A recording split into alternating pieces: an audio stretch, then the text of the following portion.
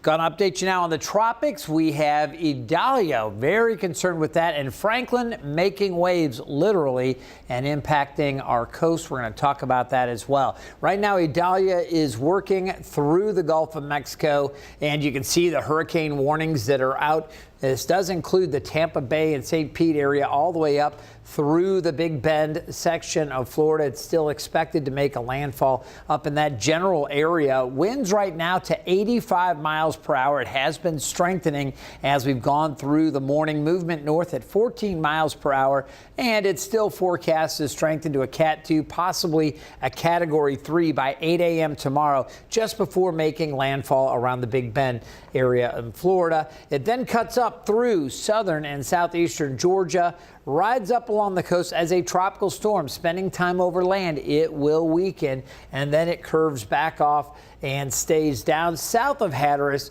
and eventually pushes back off to the southeast. So that's the general thinking here as we take it forward through the upcoming weekend. High pressure is going to attempt to build in from the north. That's going to clear us out and give us some more sunshine with warmer weather into Saturday and Sunday here in Hampton Roads.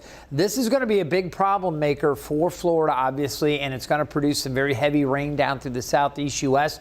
For Hampton Roads, the worst of this will be down to the south, but I still think we're going to feel some of the impacts. And we'll take a look at the spaghetti plots here. I want you to notice how the models kind of diverge a little bit as we go out. A couple of the models kind of drop it here and kind of bring it back a little bit to the west-southwest a little bit. We do still have some of these models carrying it off to the east and to the northeast. So a lot of uncertainty as to where this thing heads once we get out beyond this weekend. Certainly something we'll be monitoring closely.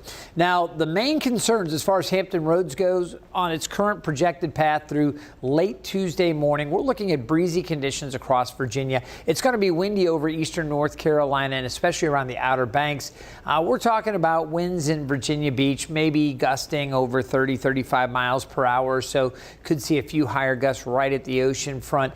But in general, those stronger winds should be farther to the south, a little closer to the system.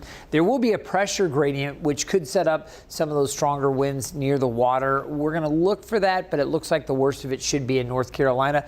Minor tidal flooding is possible based on how the models are projecting right now. But again, we'll need to watch all of this. It's all track dependent, and our rain chances will be as well. I do expect heavy rain for much of northeast North Carolina, southward through eastern North Carolina. Parts of Virginia will also see good chances for showers on Thursday as some of that spreads up. The other system we are, of course, keeping a close eye to, we have Franklin. This is going to pass between Bermuda and the East Coast. It's been kicking up some large swells and sending in some great waves for surfers along the ocean front. But the downside to this is that we also have a high threat of rip currents. So for swimmers and folks going out to check out the waves, if you do get into the waves, make sure you listen to lifeguards and stay very aware that there is this high threat of rip currents. We will, of course, keep you updated on Franklin and Idalia. We also have a new tropical depression number 11 out in the central Atlantic. That is not a threat to us, but we will keep you updated on these systems. So stay tuned to 13 News Now.